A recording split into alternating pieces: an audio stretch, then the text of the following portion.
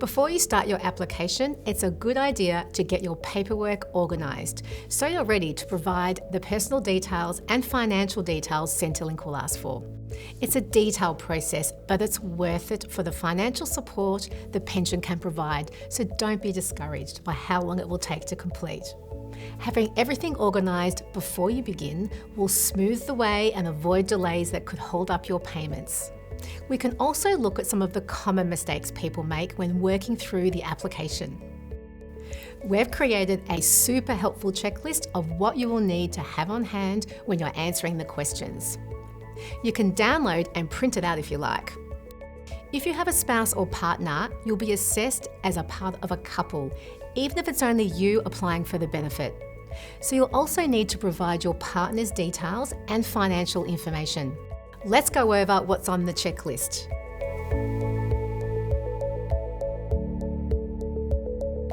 Proof of age, so your birth certificate or your passport. Even if you weren't born in Australia, you'll need to show your residency status. So you'll need either your current passport details, permanent residency or citizenship papers and/or visa.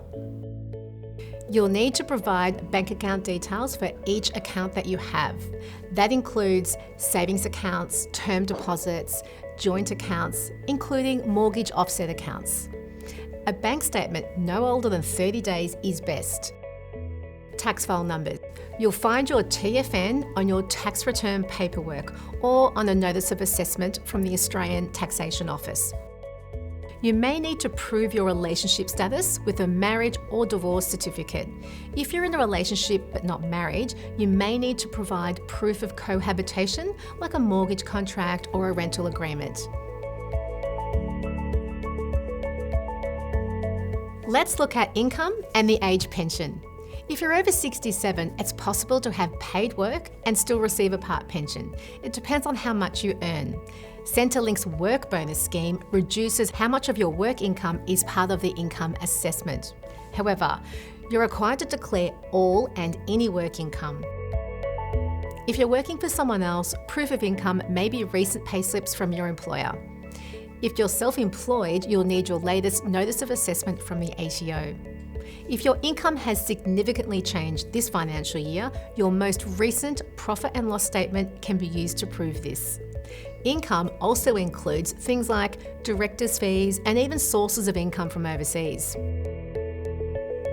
If you receive regular payments from your super, those payments are counted as income by Centrelink. You will need to obtain from the super fund what's called a Centrelink schedule, which details your super payments and any lump sum withdrawals. Even if you don't receive payments from your super, you'll need the most recent account statement.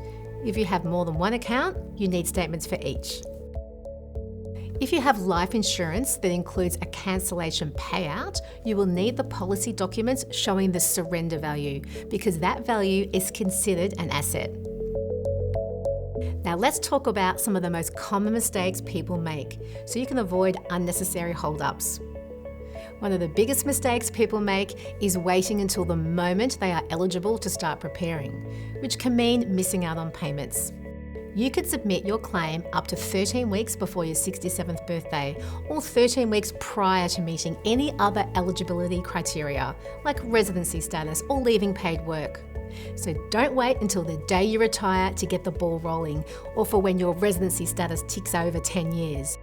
Another issue is missing documents. Centrelink won't consider your claim lodged until all of your supporting documents are supplied, even if you've answered all the questions in the online form. Remember, you're only paid back pay on the pension from the date your application and paperwork is successfully submitted. Sometimes people submit the wrong documents, leading to delays.